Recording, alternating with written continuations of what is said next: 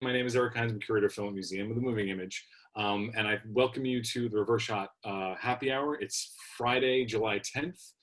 Whether you're tuning in live or you're visiting us afterwards for this recording, we really appreciate your being here for this installment. We also just appreciate any time that you've participated and visited our events here at Museum of the Moving Image that we've been doing online since around March 14th, and we will be continuing to do whatever form we can do programs in building or outside of the building. This is something that we really feel strongly about continuing to do, and we appreciate your continuing to find us here. Again, this is a couple months into the Reverse Shot Happy Hour, and we appreciate your joining in. We also would appreciate anytime you want to sort of let us know what your thoughts are in terms of what we're doing. We're very interested in why you may be returning and what you're looking for here. I know that I love this for the sense of fellowship and community with friends and fellow cinephiles and just people who care about moving image and have a chance to gather together, at least in this venue. And with that, I want to bring on our friends from Reverse Shot. We are one host down this week. The summertime means that folks move around and travel, but we are very, very grateful that two of them are here. The editor and founder of Reverse Shot, Jeff Reichert, and longtime contributor and filmmaker, Friha Zaman.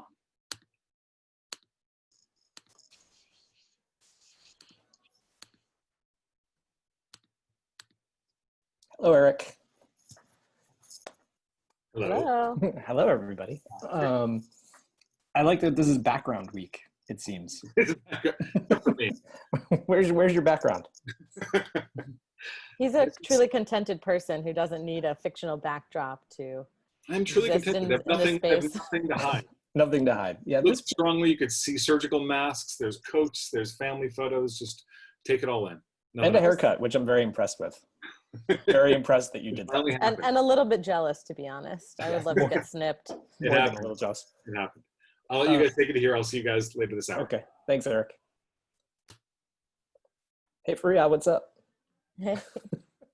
I am in Lake Michigan right now. I was actually here last week for the happy hour, but I did not reveal that, even though I was underneath the beautiful, you weren't here, but I was underneath a beautiful canopy of trees right outside of this house that my family rents every so often for kind of family vacations. And but now I'm using because it seems like we're all doing backdrops today, and you'll meet our guests, they all have backdrops. I decided this is actually a still. Do you recognize this, Friha? I do. This is a still from Feast of the Epiphany. This is from the transitional moment in the middle of the film, and I thought that was nice, given that we're talking about inspiration and site-specific things today, and a really cool project that Friha has been involved with the documentation of and implementation of over the past few weeks. And I think you actually had to leave happy hour a few weeks ago early for this, or was it something else? No, that was a separate organizing mission, I will say. But I think that this has as deeply important roots behind it. I won't say too much, except that, part of why we thought it would be great to talk about it is because it's a very artistically complex project. I think, Jeff, in bringing up Feast of the Epiphany, the Reverse Shot team is very interested in looking at work that doesn't have such codified categorization. This is what a film is. This is what art is. This is doc. This is fiction. This is a piece that is considered a transmedia piece. Some of you might have seen it over this past 4th of July weekend because it involved sky typing over detention and other immigration-related sites this past 4th of July weekend, like I said. And, when it crossed my path, I just got to have a small part in this because the artists behind it, Cassils and Rafa Esparza, one of whom is joining us. Cassils, the performance artist and visual artist who we're really excited to have talk a little bit more about their work. They also sort of conceived of having a doc series component built into it, which really intrigued me.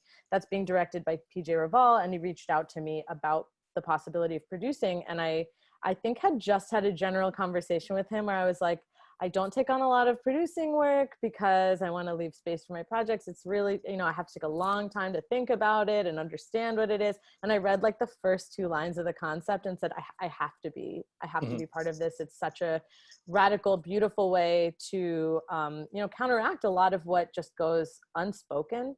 And I think that they'll talk a little bit more about this too, as the daughter of immigrants and somebody who thinks every day, who like reflects every day on what it means to have the privilege to cross the border.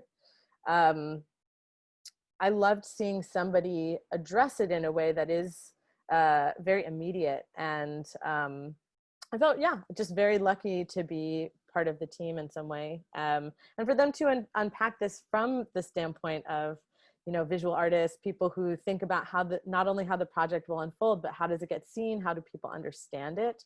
And how is it sort of absorbed by the rest of the world? And a little later in the show, we thought we'd kind of taking off from that concept, talk about works that are site specific, inspiration in general, but then, works of art or film that take location and the sort of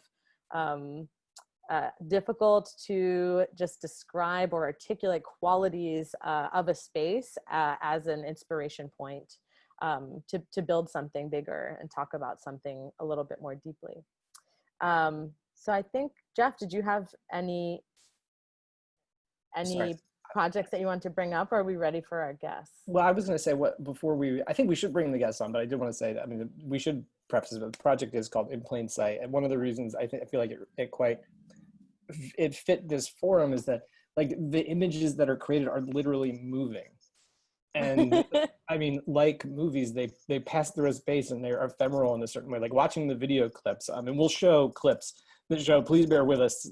The technology to show clips on Zoom is not always the most amazing, but we do have some clips we want to show. But the idea that you're printing these words on the sky and you watch the text unspool and then move through space and gradually disappear. There's something really beautiful about it that felt kind of inherently cinematic to me in terms of like its presentation and conception. So maybe let's bring out our guests. We can get to the clips and we can start to talk more directly about what we've got here.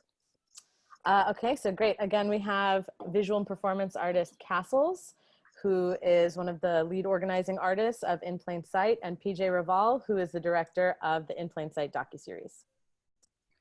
Greetings. Thank you so much for having us. Great backgrounds, everybody. Right, Jeff, why not? It's sky. The sky belongs to everybody, Jeff. I really should have gone with something a little bit more light blue, I guess. Maybe I'll see if I can find something. No, it's okay. It's all right. You're doing great. So it's great to have you both on. And I wonder, if we could start from the very beginning, like thinking about what, how do you, like, where does this project begin? What was the goal with it, and then how do you implement it? Because I believe you were creating sky typing over something like 80 sites over the course of a weekend, which sounds just like a production challenge that's completely insane. Yes, it was completely insane. Often in with art ideas, it's the concept that's driven, and it's only when you're in it that, covered in gasoline with someone with a stick coming towards you, and you're like, this doesn't be a good idea. But just for example. But I do think that it was incredible, because I can't, this is not a work that was simply made by Rafa and myself, but Faria and PJ, but as well as incredible impact team, and we had 80 artists. We have 17 partnering organizations, both national and local, and just so, then we had photographers and we had crew members. So I think there was well over 300 people at least that were involved in manifesting this action. And, especially due to the fact that it was done in such an urgent timeline because of COVID and because of the effects of COVID on people that are detained, who don't have the ability to social distance, who don't have access to soap and water or masks. It became even more paramount that we push forward with the project, and despite being in between funding cycles and despite all the sort of adversity that we faced. I think the kind of amazing thing that manifested came from everybody's generosity and willingness to put forward, regardless of whether or not the resources were there. And we just kind of rapidly managed to make this happen. So that was, I'm still kind of reeling from it. And in fact, we're not finished yet. So I still feel like we're kind of still literally up in the air. But yeah, the project started a little over a year ago. Rafa and I are both based in Los Angeles and both have very specific experiences with immigration. He's first generation Mexican American. I myself am a new citizen, and it took my immigration process took a very long time, over 17 years. And that's with someone who's like with some resources. It was extremely challenging and difficult, and the system itself is deeply bureaucratic and financially motivated and dehumanizing and humiliating.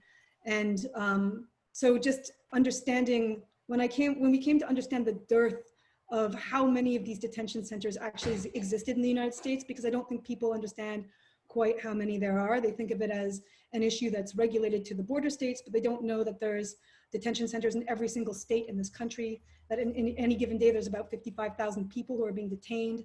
88% of those who are being detained are being, is being funded through a government contract, which means your tax dollars are actually funding the caging of people who are coming to this country, often because their lives depend on it, for the very thing that this country promises, only to be met with border security and locked in a cage for profit, and not spending just a few days there. We're talking the average stay of 1.5 to 3 years. Why? Because it's profitable.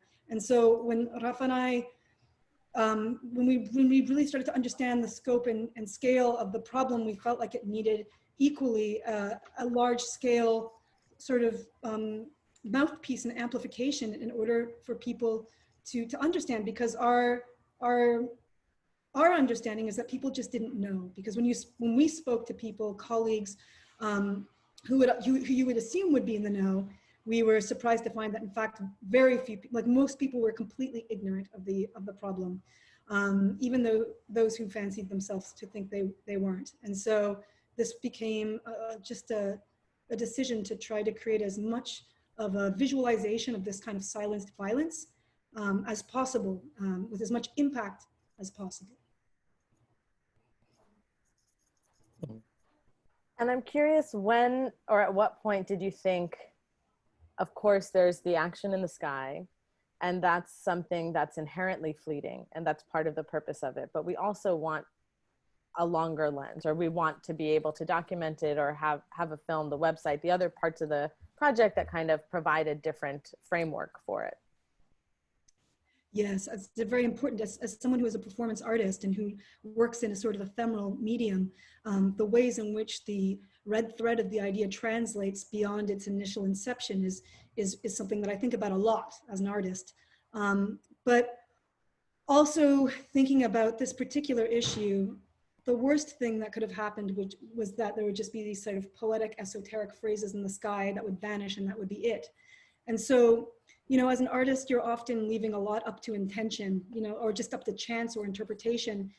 But we took a lot of care to think about and strategize, rather than hoping that people would get a message, that in fact we could build a message around it that was quite succinct and quite thought through. And so we took a multi-pronged effect. One was to bring on an impact team, which in the doc world is fairly common, but as a visual artist, I'd never even heard of an impact producer until last summer, when I met one on residency, which is where we met Lena, who became the impact advisor for this project. So to really work with impact from the ground up, to make sure that this work was not an artwork about immigration, but an artwork which would serve the folks who had the boots on the ground, that were doing the organizing and accomplishing the tasks that are so needed in this moment, how art could pierce through the sort of political rhetoric and make it very evident that this is not a partisan issue, this is a humanitarian crisis. And so working with an impact team was paramount for that. And then of course we have a website, which became, because most people say, well, I didn't know, that's horrible, and I don't know what to do. So there's this sort of like burying of the head in the sand for the sake of not knowing what to do, right? This kind of feeling of hopelessness, which was certainly something that I think Rafa and I were both feeling when we first learned of all of the kind of scope of the issue. And so this website that we've built has it's called XMAP.us, and it has an interactive map with an information feed from our partnering org, Freedom for Immigrants. And you can enter your zip code or can geolocate from your cell phone signal, and it will pick up and tell you exactly the amount of detention facilities that are within your immediate vicinity. So it educates you, and you know, wow, there's actually this like horrible jail maybe a mile and a half away from me, and people are suffering there. So it educates you. And then furthermore, we incorporated prompts from our partnering orgs as to what you could do right then and there about it. So that included elevating a few different platforms that are, such as the Abolish ICE platform, as well as the Defund ICE and the Free Them All campaign. So really providing information about those campaigns, but also promoting various immigrant bail bonds, local immigrant bail bonds that people could, upon understanding the scope of the issue, take a moment in right there from behind their laptop to donate money. And we've had some great successes with that. Just over the weekend, I know that we've met goals for various bail bonds. And so, you know, the project is actually, you know, getting people free. And then of course, thinking about a longer tail on this, being a huge fan of PJ's work, knowing PJ's work as a kind of colleague, artistic colleague who's filmed, we both in, you know, Outfest in Los Angeles, the Queer Film Festival decades ago, and just watching his oeuvre sort of develop formally, conceptually, and being completely blown away by his last film. And the ways in which he does he has a very difficult job of dancing between nuanced facets of identity, nationalism, complicated issues that I feel like he does so very well. And so he was really like the first person I thought of when we thought like we want to extend this. We want more than just a tracing in the sky. We want to be able to extend these dialogues into a much deeper place where it goes from the space of skywriting perhaps as an entry point, but really into a much deeper sort of thematic exploration and thinking very strategically about the idea of a docuseries rather than just a film or something that would happen in theaters, but something that again can be experienced on a mass forum that allows for maximum impact and maximum education. So those were all the kinds of like facets that that went into thinking about how to extend the reach and the education of this project. Should I show a clip? Maybe this would be a good time to show a clip, and we keep talking about how yeah, how it all kind of came together. So I'm going to pull one of those that you showed me, or you sent me earlier, PJ.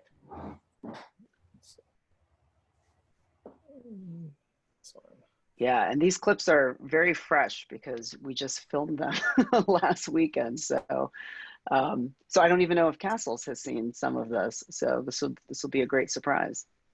Great. Jeff, I don't think it's moving. Is it not? It's playing on my end. Let me try another one. This one happens kind of slowly. Hold on. Well, and while Jeff's getting the right clips together, I think PJ, it'd be great to hear you talk about like what happened day up. I want to go back and talk about process a little bit, but like what actually happened? What are we looking at, you know, that took place on this weekend? Sure. I mean, well, right here, this is a clip from, this is Yosemar Reyes, who's one of the artists, who happens to be in Los Angeles. And this is during the Los Angeles orbit that was sky typed. And for those who are not familiar, in sky typing, sometimes there's an orbit, which is a large circular message of several different messages in a row that can create an actual circle. So this one was created downtown with, I believe, a span of 10-mile diameter, a 10-mile diameter. And so this is a shot of Yosemar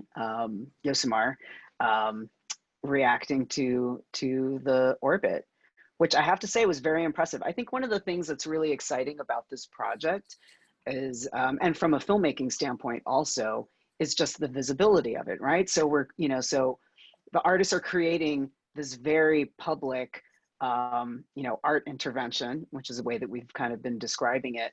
And it really can be captured by anyone who sees it. And so I think what's been really exciting is even till today, seeing a lot of the documentation coming in from users who are actually on the ground, you know, looked up, saw something, And next thing you know, they're looking up the hashtag or trying to figure out what this message is about. And it really just opens the door for a lot of like exploration and inquiry and discovery in a lot of ways.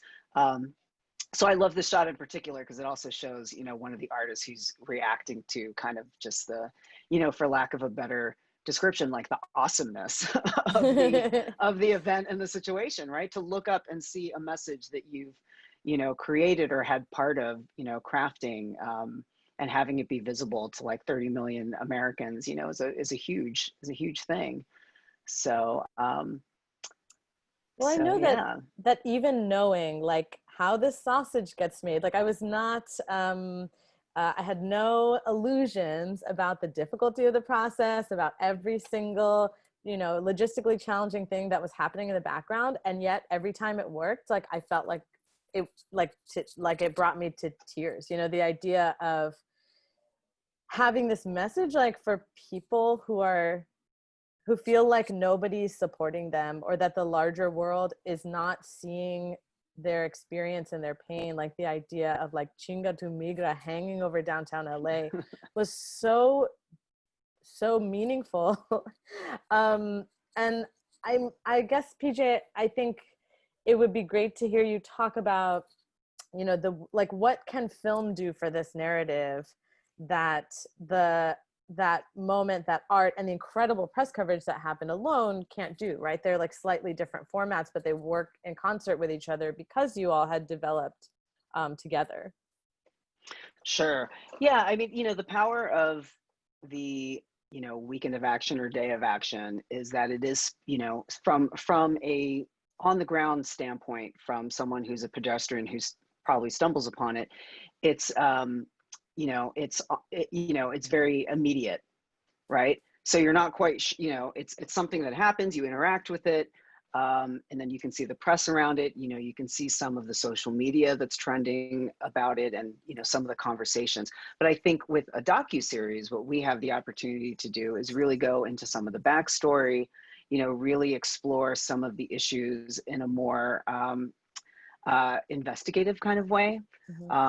But I also think, you know, one of the goals of the docuseries is also to mirror the kind of complexity and innovation that we're seeing in the project itself. So rather than limit the docuseries to documentation of the event, the way that I know we're viewing it is, you know, by calling it a documentary anthology series, like this idea of each episode or each chapter can be a different entry point into some of the discussions that we're having surrounding immigrant and migrant detention, but also thinking about the artists themselves, right? How a lot of them embody a lot of these experiences, and also what are some of the other lived experiences that they've had that overlap with some of these issues. And it really is such a, you know, large amount of artists with such diverse background of work and experiences that I think it really is kind of an amazing opportunity to be able to open that up further, and to be able into the next stage of this project.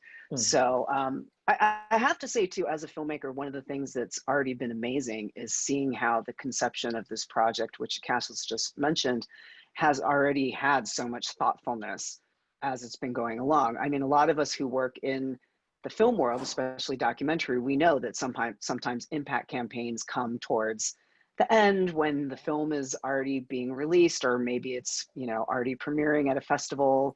But this really was, the impact was born out of, in parallel with, you know, the idea of the artistic message, also with the idea of how to use film and media to further extend, you know, these concepts and conversations. So that's been kind of exciting. And I think, you know, Faria, you can attest to this yourself, that we've already, the way that we've been describing this project has kind of evolved, right? At first it was this art project, and then it became like, well, it's this multifaceted project. And you know, even the other day, one of the impact producers was joking and saying, well, it's a coalition, you know, and in a lot of ways it kind of is, right? I mean, when we're on a phone call and there's, you know, so many different people on there, and some are organizational partners, some of them are visual artists, some of them are filmmakers.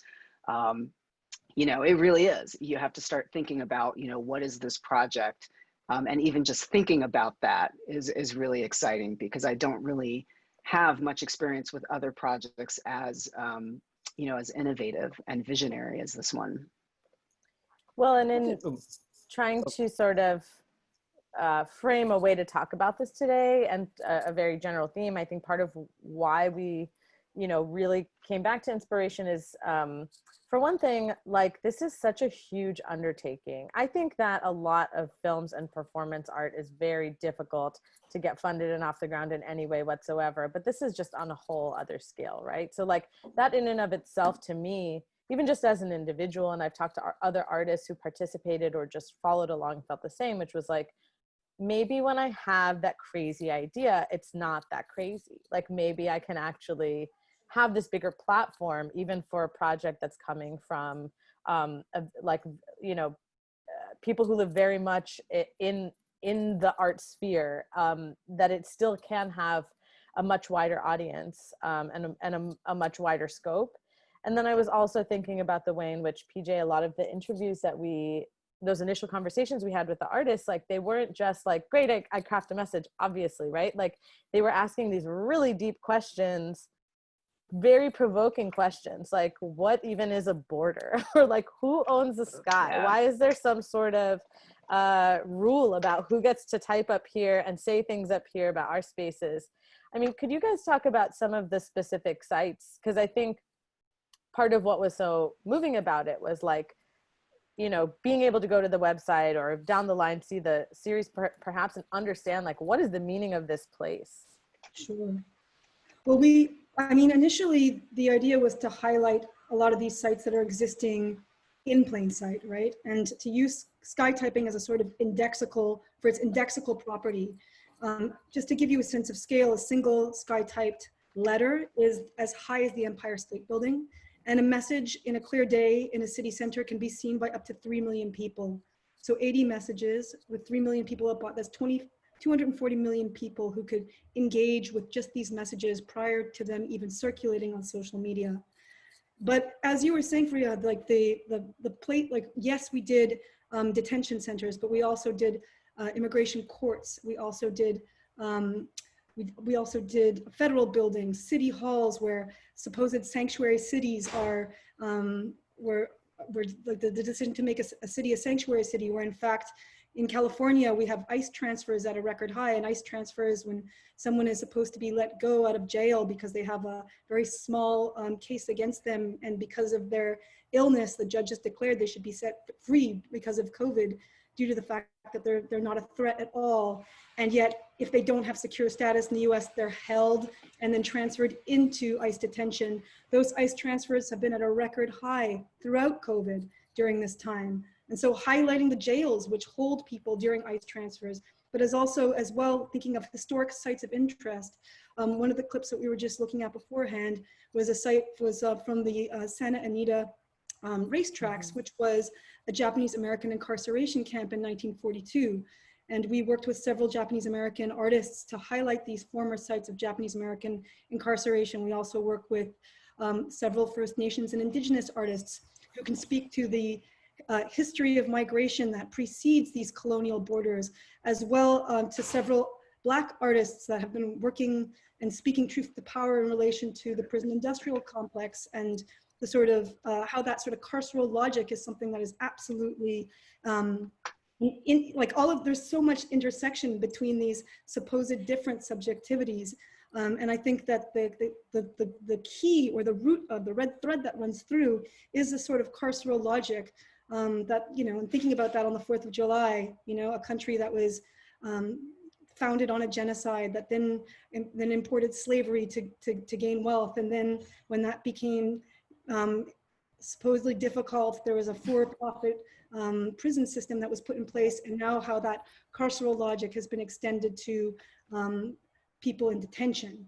And so really artists from all sorts of backgrounds, folks that have survived the Holocaust, folks that lived through the AIDS crisis under the Reagan administration,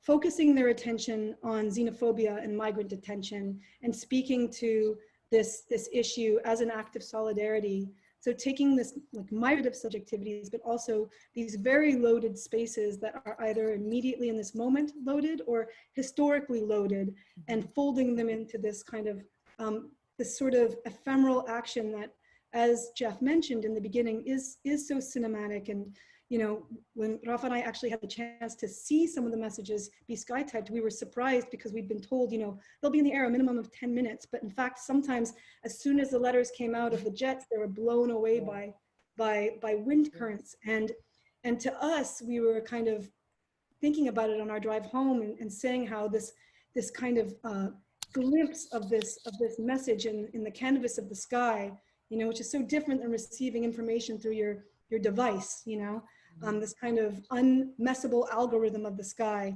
but only just for a second or a minute or however long Mother Nature allows us to glimpse this, is indicative of this moment that we're in right now, collectively as a nation, where we have a momentum from the uprisings and from all the sort of oppression that's being revealed through COVID, all the sort of inequities that the system is being laid bare in many ways, that in some ways the skywriting is a glimpse to a possible alternate that is fleeting, that is cyclical. You know, this is not a new truth to this country. It is a truth that has historically been said over and over again, and yet here we are saying it again, and yet it's being erased because that's the very nature of the culture that we live in. So, yeah, I'll stop there. I think there's also something amazing about the, you know, the kind of temporal nature of it also, because a lot of these sites, you know, some of them, as Cassils mentioned, are historical, right? So they're there, the history is there. It just needs to be, we just need to remind people that the history is there and that the history is ongoing, right? And I think in, you know, in some other instances too, just even this idea of like incarceration as a structure of power, right? This idea of limiting someone's mobility or limiting someone in terms of them being able to maneuver through space. And then you have this message that can never be contained, you know, that you can't even grab it, right? It's just something in the sky. It just really puts a lot into question, right? These ideas of space, these ideas of like freedom, you know, and for this to happen over the 4th of July weekend when everyone is thinking about, you know, how is this country founded and what are the principles? I think it's a really beautiful juxtaposition, right? Of something that only artists would really dream of, right? And think of. And so, and kind of going back to, you know, your earlier comment, Freya, this idea of like, is it so crazy to dream these things? Well, maybe that is the role of the artist, right? Is for the artist to present things that maybe other people would not be thinking of. And it's a way for them to view the world differently, view issues differently. You know, it's a different entry point into thinking about some of these stories and these narratives that maybe people feel like they've heard through news, and now understanding it in a different way, and even understanding who's making these messages. So I think there's something really amazing about that that is something that I do think art is really great at, you know, in really making people think, right? Thinking in a different way. It allows for an opportunity for there to be a cultural shift, right? And I think that's what, for me, what I saw happening this weekend is people were blown away by it because it was something that they would have never thought of, and be able to tie it to something on the ground, and now being able to link it and view it in a different way, right? I should probably, given that we're now talking about sort of the impact and effects of it, I should probably show the TikTok video, which I think is really quite lovely. There's a few. This is just like has a modern classic, I think, but there's a few. I love the TikTok video. I hope you'll all be able to hear the audio, because I think the audio is really special. It is crucial. Oh, give me a minute. I need to pull it up. Sorry. Yeah, so this TikTok video was something that actually, I believe one of the impact producer, I think one of their younger siblings found it, shared it, and amongst, you know, the kind of internal team got shared over and over again, because all of us got like a, you know, a good laugh out of it. But I think it really does show kind of like the impact in a really great way.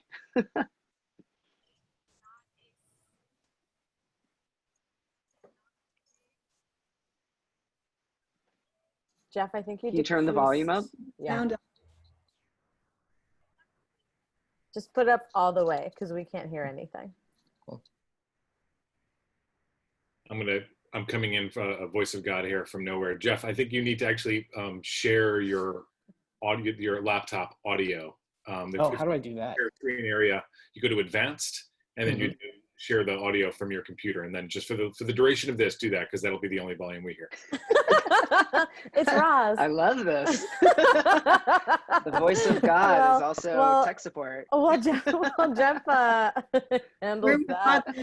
I just wanted to also add that there, you know, the artists came from such different practices. And again, just kind of going back to something we talked about in the beginning, that like inspiration doesn't come from a single source in a single stream related to the one kind of work that you do. Like, I thought that part of why this worked was because you were throwing out these ideas to people who just filter them completely differently on the basis of like, so, you know, there were people who are poets, there are people who are performance artists.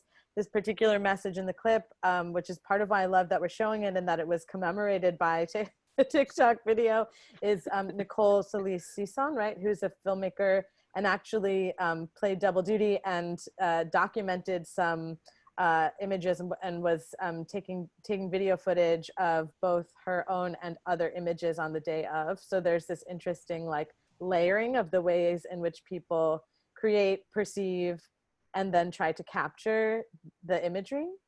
Yeah, what I love about that clip that we're about to show, if we can show, we hope. That, you know, Nicole is actually the founder of the Undocumented Filmmakers Collective. Yep. Her phrase is over City Hall in San Diego, not a safe city, for the same reasons that I was just explaining earlier about the enormity of ICE transfers that are happening during COVID. And so this idea that you know, parts of California are posturing that, you know, we're on it, we're with immigrants. In fact, that's actually a straight up lie. To many extents. And so there's this very serious message that she's inscribing, and then you have these like this kind of juxtaposition of a reception of a public that is so removed from that lived reality, you know. And I think that's what's so amazing about the sky typing, is it does allow for a subjectivity or a voice from one position to express in a fairly like formally unrecognizable sort of formally in a way that's just kind of succinct throughout. You don't know where it comes from, you know, and yet it's each sentence comes from such a different experience, such a different practice. Are you ready, Jeff?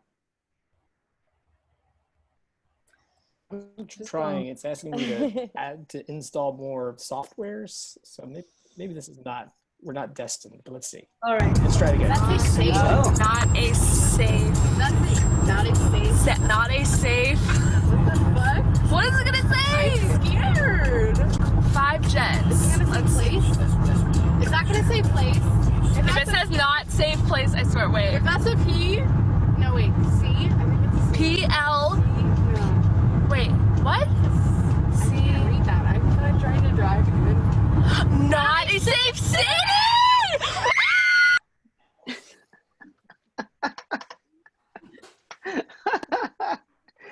It cracks me up every time. Well, I think even for us, like, we didn't know.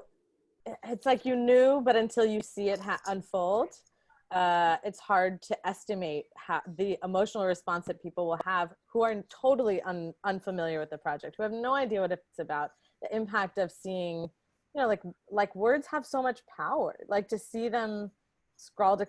I think that part of it is about, you know, reversing power structures that we feel very unable to have dominion for even a brief period of time over this space that affects all of us. Totally. I mean, this is the first time messages have been typed in any other language other than English. So in Spanish, in Lakota, in several different indigenous languages, in Urdu and Punjabi, yeah, in several different Arabic, yeah. In Cree, and actual like, and abandoning the, you know, Roman alphabet full stop. Yeah. As long as we could fit that language onto a 5-dot high matrix and draw it, the sky typers were able to manifest it in the sky. Mm-hmm. That's amazing. There's something about the project, you know, because we wanted to come back to specifically cinema and movies a little bit in the context of this, and I think you know, something you talked about a little bit earlier in terms of like how there is something about like inscribing these words over these spaces that sort of changes the relationship of anybody who sees it to them. And it got me thinking about I don't know if you all are familiar with the work of Deborah Stratman, who's a Chicago-based film artist, and she made a film a couple of years ago called The Illinois Parables, and it's broken down into chapters. And in each chapter, she sort of goes through a different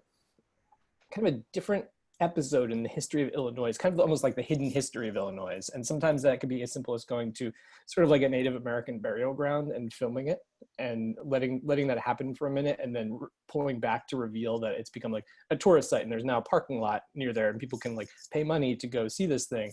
Or finding archival video and recreating it of like weird protests and prison tactics that were happening in Illinois, or retelling the story of a utopian commune that happened in Illinois in the 1800s. And there's something I love about the way, you know, film, art, et cetera, can reveal histories and open things up for people, because we see these spaces, we see these buildings all the time, these detention centers, we walk by them, we don't even know that they exist in most cases. Yeah, even Devin Suno, who, you know, created an action at the Santa Anita racetracks with Suru for Solidarity and Karen Nishizuka and some other artists.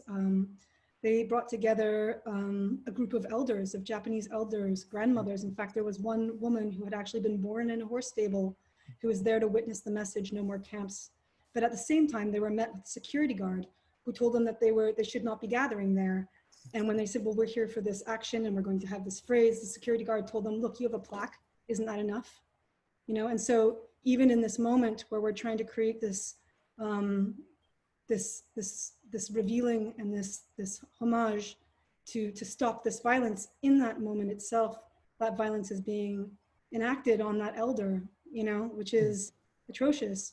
I love the idea of the plaque. Like the plaque is these words that were chosen by a community that is probably not yours to memorialize this experience that comes from your heritage. Like, you have this thing that we gave you, isn't that enough? And I love the way In Plain Sight sort of takes that back and is putting different messages into these spaces. And thinking about, you know, sort of other cinematic works that are site specific, I came back a lot to our archival films. I think because it then struck me like that the moments like the one that you're talking about, Cassils, like this is the archive of tomorrow. And like the reason why a film and photo record, or part of why it's so important, is because it allows us to understand what sites like Santa Anita once were. Otherwise you go there and you're like, oh, what a fun fairground, you know? Seeing that this like constant evolution, like it was a racetrack, and then the racetrack was turned into a place to incarcerate human beings because of the place that they came from, and now it's papered over again. You know, that idea that like sites are also moving through time, like the use of buildings and spaces is also moving through time and is not a fixed thing, I think speaks to like why a record is really important. I was thinking about a film from a few years ago that not that many people have seen, but I think is on Vimeo in its entirety and totally worth revisiting. It's called California Company Town. And it was made by a filmmaker named Leanne Schmidt. And she went to all these spaces that are now ghost towns in California. And we had several sites throughout California, which is obviously, you know, all of America has an immigrant population. But there's a lot in particular in the state of California, and seeing the images that came out from this weekend and are popping up from our cruise for the docuseries PJ, and thinking about the sites that once were like living and kind of abandoned by people or detached from their meaning or no longer seen for its link to history. Like what happens in that case is kind of devastating. Yeah, I mean, I think, you know, actually thinking about it, one of the films that I was really thinking about when coming up with this concept was Charles and Ray Eames' Power of 10. You know, this incredible film that zooms in and zooms out. Because one thing we were really thinking about is how that physical distance that creates, and this is something that I think, you know, earlier we were talking about Hiroki's films, how images really construct in many ways the way in which we empathize or we have apathy towards aspects of how violence is constructed. Right? So I think Charles and Ray Eames's Power of 10 is very much about the micro and the macro, but really thinking about the suffering of folks inside those camps that you can't see, and then pinpointing it to a map and linking that map to 3 doors down from you in your backyard, you know, thinking about how film can be so effective to visually sort of, through almost a forensic quality, collapse both the forensic and the abstract with the deeply emotional and personal. So yeah, I mean, and we have so many filmmakers involved in this project who are actually skytypers themselves, right?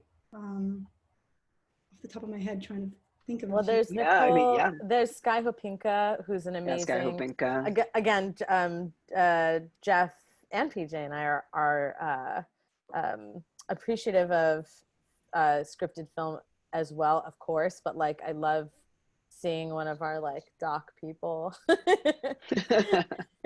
I mean, Sky does such incredible work from the community. I know that in the beginning of the pandemic, he made a lot of his films free and easily accessible online, just as some sort of, you know, like contribution. Like here's a way of understanding the world when you can't go out and see it. And that was a really beautiful inclusion, I thought. I mean, Bruce Yonemoto as well as Bruce Yonemoto, Tina Takamoto, Zachary Drucker, producer, right? Yeah, there's a lot of filmmakers in the group. Did you find that the filmmakers, was there any sort of difference in the approach to this project and how to tackle it between the people whose main practice is specifically film versus some of the other visual or performance artists? I mean, I think it was a step for everybody because, I mean, I've never worked in text before, you know, and I think, and really it was also about a sort of efficiency because you only had 15 characters to impart your idea. So in many ways, of course, these mediums, the artistic mediums are so varied, but there is a sort of formal efficiency and rigor of kind of getting something across with a sort of tight constraint. And I do think there were certainly different approaches. I don't know if I could deviate them based specifically by practice per se, but there were certainly artists. I mean, for example, there were artists who they themselves had been detained. There are undocumented artists. There were artists who wanted to speak directly to the people who were out on yard and maybe looking up the sky and thinking to themselves, what would I have wanted to see if I had a chance in the moment of my own incarceration to look up and see a message, you know? That was a very different approach, very direct, like abolish police or police, you know? Versus an artist like Raven Chicon, who used his 15 characters. They had the greater than or less than symbols, and it was 15 less than symbols in a row that points a sort of arrow to another place, that references indigenous geometry, that speaks to the multiplicity of inequity in various systems of power, but in a much more abstract way. So I would say that as someone like Bruce, for example, his phrase "nor skin nor color" was lifted from a political speech by a Japanese American senator. So thinking historically, thinking in his sort of documentarian practice, linking the past to the present through that sort of filmmaker brain, I suppose. Mm-hmm. Yeah, the juxtaposition. It's one of the things we talk about a lot on the show, and also think about a lot as filmmakers. It's like in the space of a cut, you can take something and put it next to something else and then create this other meaning from it, something that's completely unexpected. And it feels like in some ways these texts over top of these buildings is doing something rather similar. And go ahead, PJ. Oh, I was gonna say, I think one thing for me thinking about, you know, cinema and film, you know, I think a lot of people also watch cinema or film because there is this idea of being transported, right, in terms of time, in terms of space.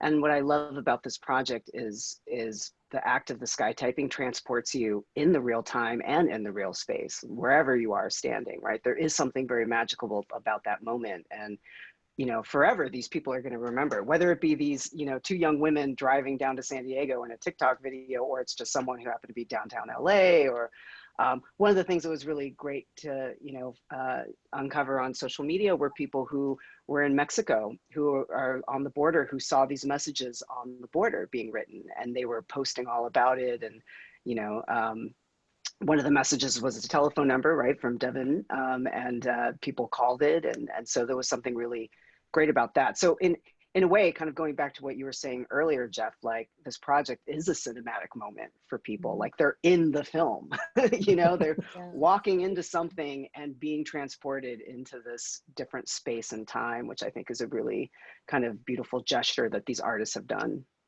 And not just a different space and time, a shared space and time, which I had actually never thought about until you said it that way just now, PJ, that like, that's what we want out of film in a way too. Obviously you have your whole internal universe and the emotional experience that you're having and your physical comfort or discomfort in the room that you're in and all of that. But there's some like meeting point with everybody else who is watching and who has seen this film. And it's true that like time works in a similar way to the moment, whether it's online in a series or in the moment in real time, that like whether you're, regardless of what side of the US-Mexico border you're on, like you're looking at the same thing and you're sharing this moment together with people you may not even know or see in front of you. It's true. It's a community experience. And, you know, I don't think there's very many opportunities to have that these days. And I do think watching movies, cinema, you know, is one of them. And so I think you're right. This is an experience where anyone who saw them has this experience and enters this kind of conversation together. I've put up the Museum of the Moving Images Theater because I was getting nostalgic as we were talking about being in communal spaces, watching images play and dance across the screen together. And this is my favorite place to see a movie in New York, and I haven't been in there since March. I want to say March 12th, was it, Eric?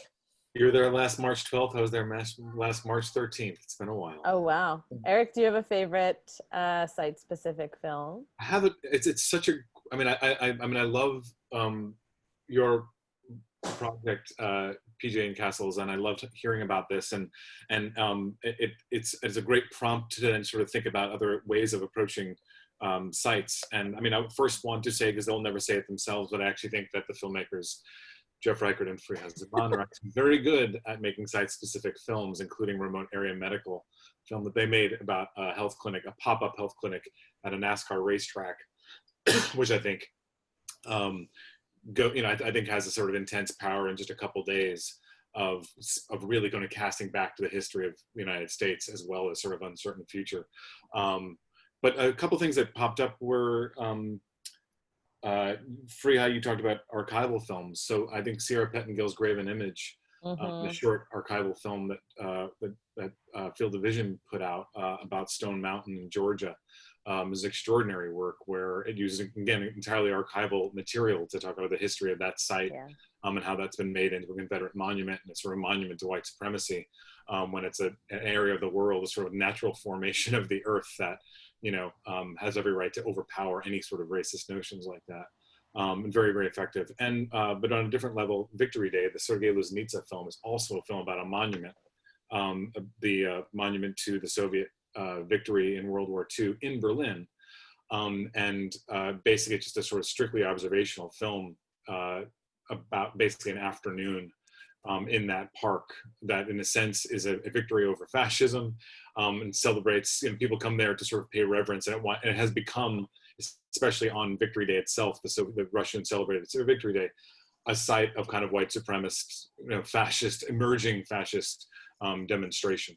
But, you know, I mean, I think that ability to sort of, it's a hard thing to do. Like all this is actually very, very hard, challenging thing to do, to sort of take space like that and sort of make that into, in a sense of, to make that a receiver of things that we want to be able to communicate, but then also have it speak to us in a different way. And I think the canvas of the sky is like, and it's so extraordinary what you're able to do with that. And I also just speaking again now me, because I'm jumping into the conversation late. I love the sort of challenge of having a limitation about how much could be said.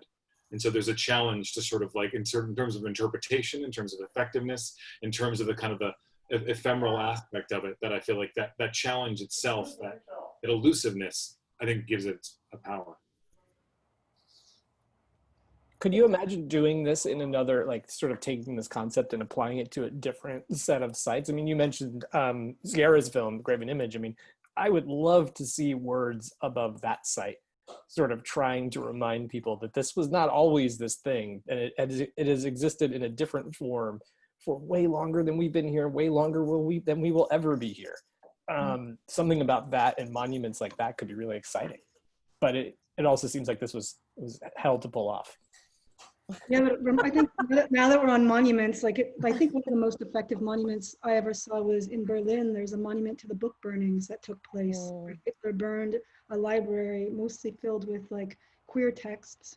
And the monument itself is a glass chamber that's kind of built into the floor of a stone,